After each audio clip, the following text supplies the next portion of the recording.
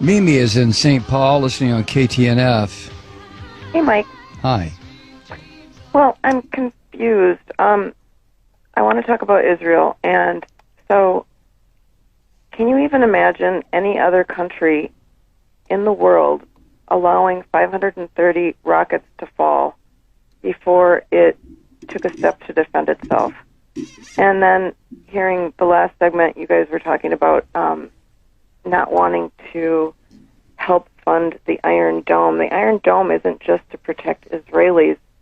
It's also so that they don't have to fire back and cause casualties in these areas of the Gaza Strip where the population is so densely populated. I just don't know. Tell me what you think would be an acceptable...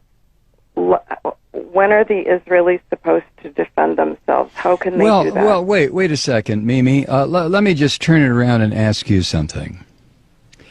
You are a family. You have lived in St. Paul, Minnesota for your family and your antecedents for probably, let's say, 100 years. And all of a sudden, I show up on your doorstep, literally on your doorstep. And I say to you, Mimi, get out of this house. This is my house. Let me tell you why it's my house. It's my house because my religion says it's my house. Now get out.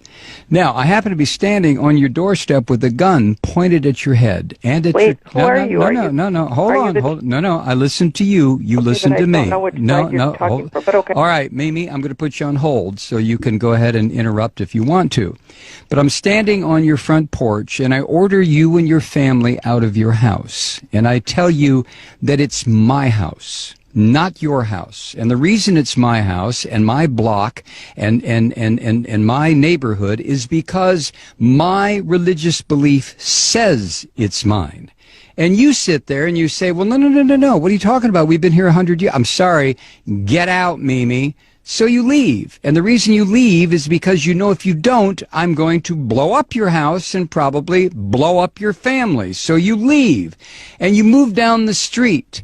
And for the next 60 years, you sit there and you get very, very angry because I came into your house and told you to get out. So what you do, Mimi, you decide, well, I know what I'll do. I'm going to start throwing rocks at what used to be my house, and it'll break the windows. That'll make that damn Malloy move. So you start throwing rocks. And then I come outside and I say, Mimi, were you throwing rocks? And you look at me rather sheepishly, and that's when I level an RPG at you and your family and your house, and I pull the trigger, and all of a sudden, whoosh, you're all gone. Now, which is the terrorist? You tell me. But tell me on another phone call, Mimi, because I'm not going to get involved in a big discussion about this. Thank you. Wow. When does Israel have a right to defend itself? Well, when do I have a right to defend myself? I came in and took Mimi's house. So if Mimi attacks me, who's going to say, well, Malloy, you have a right to defend yourself because Mimi's attacking you? And somebody else will say, yeah, but you took Mimi's house. Yeah, but, you know, possession is 9/10 of the law. Nah, possession is 99.9% of the law. And besides, God gave me this land. What the hell is Mimi doing on it? All I had to do was come here and remind her, Mimi, get out. God gave this land to me. Now, if Mimi doesn't like that, she can go live in the little ghettoized area that I've set up for her near the Mississippi River in St. Paul, where there's bad electricity, bad water, the fish are no good to eat, and Mimi can stay there until hell freezes over. Or Mimi can throw rocks at my house. Used to be her house. In which case, I will level a couple of grenades at her. So the question, Mimi, is not, when do I have a right to defend myself? I stole your house. I stole your neighborhood. I stole your friend's house. I stole your friend's house. I stole the corner grocery store. I took it all.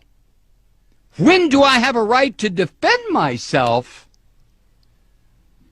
You have to be kidding. You have to be kidding. Let me recommend a book for you, Mimi. It was written by Rabbi Meir Kahana. The title is They Must Go. Read it and call me back.